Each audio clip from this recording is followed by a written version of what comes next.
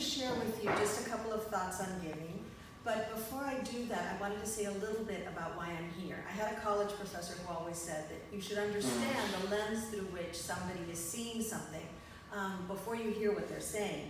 So the very abridged version is that we came for the school and stayed for the faith community. And this week I reread something that Jacob says, Father Tom, I think that it's in Genesis, when he says, surely the Lord, he wakes up from a dream and he says, surely the Lord is in this place. And it really resonated with me as I thought about what I wanted to share with you and why I'm part of this faith community. So our son came to St. Christopher's in third grade, which is not a natural entry point for a child. And we were greeted with such love and kindness and generosity by Reverend Susan, by the teachers, by the staff here. It was wonderful, and our son thrived. And in fact, one of my favorite lines that he said was, one day we were driving around the back, and it was after a spring break or something, and he said, ah, St. Christopher's, the smell of knowledge.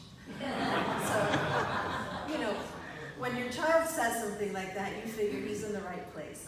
And he went on to graduate. His class here he was one of 5, and so I was a little nervous as he went off to a school off the island, a competitive school, his top choice school, with 163 students. And the first day when I dropped him off, it was almost like dropping him off in kindergarten.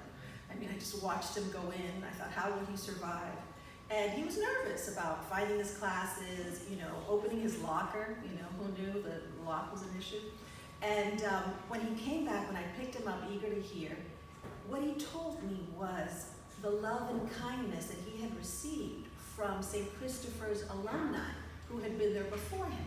Somebody helped him to open his locker. Somebody walked him to his classes. Somebody had lunch with him so that he wouldn't have lunch alone on his first day. And I was completely amazed. I thought, you know, such a small school and such a big impact. So, you know, that's how we got here. My daughters, as you know, teach godly play, you know, Sunday school on Sundays, and that has helped them tremendously in their own faith journey. We were talking to somebody about the Bible a while back, and you know, looked at one of my daughters and said, wow, you really know this. And later on I commented on it, and she said, you know, we teach it every Sunday.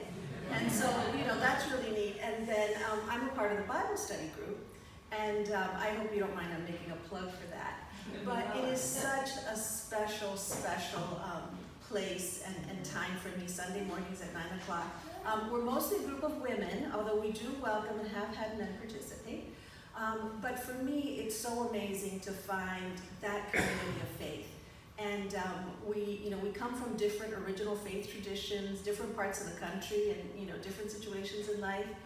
But I can honestly say that, you know, that group of mostly women helped me so much, not only in my faith journey, but they make me a better mom, and and a better wife and mother. I mean, they're really amazing. And you know, I wake up out of bed every Sunday, eager to talk with them and to get their support. So they help me with my faith journey.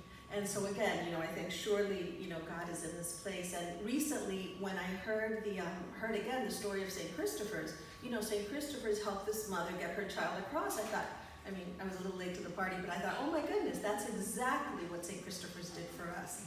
So a little bit about my giving journey. As others who have spoken, my parents and my grandparents were great examples of generosity and giving. We were refugees, and you know, when you're refugees, things are kind of pared down to the essentials. You know, your faith and your family, and so there's always somebody who needs something. You know, people are always sharing. And then, you know, fast forward to my early, you know, to my 20s, and you know, that was a long time before. I was working at a law firm, single, making nice money. You know, but there were restaurants to go to and shoes and purses to buy. And, you know, I was a little distracted with all those things. And at my firm, they did a workplace giving campaign. And we were encouraged to give, almost a little too encouraged. And so I walked into my boss's office, the partner of the firm, and I said to him, now whose idea was this? And of course, I don't need to tell you whose idea it was, because it was his. Now, fortunately, we stayed on good terms, and after I left the firm, you know, sometime later, I was working for a client. He called me, and he said, you know, there's an opportunity that I think you'd be really good for. And I said, okay. But it was at a place I'd never heard of, doing something I didn't quite understand. And it was at what is now the Miami Foundation, the Dade Community Foundation, and it was as a fundraiser. fundraiser. So God definitely has a sense of humor, and that began kind of another part, part of my giving journey. And thanks to him, that's what I've been doing for more than 20 years.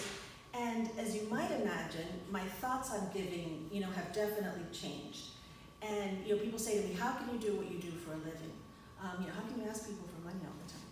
And I don't see it as that. I really see it as inviting people to give, inviting people to participate in a mission, inviting them to live their values. And so when I receive an invitation to give, I try to think of it along those lines. I mean, we obviously can't give to everything. But I read recently something about Advent, and it really struck me that Advent is a great time to think about our giving. And what I read was that Advent is a time to build our house solidly on rock, because the Lord is an eternal rock. And I thought, that's a great thought. How is our house? Can we think about our giving? And so I'm not here asking you to give more. People in this community are incredibly generous. But what I will invite you to do is, listen, if you can give more and go up a step, that's great. Some years we can, some years we can't. But what I do encourage you is to think about your giving, to think about perhaps encouraging someone else to give. Maybe somebody doesn't like to pledge. I'm not sure that I had ever made a pledge before coming to St. Christopher's. Sometimes we're put off by that. Maybe somebody isn't a giver of record and wants to do that.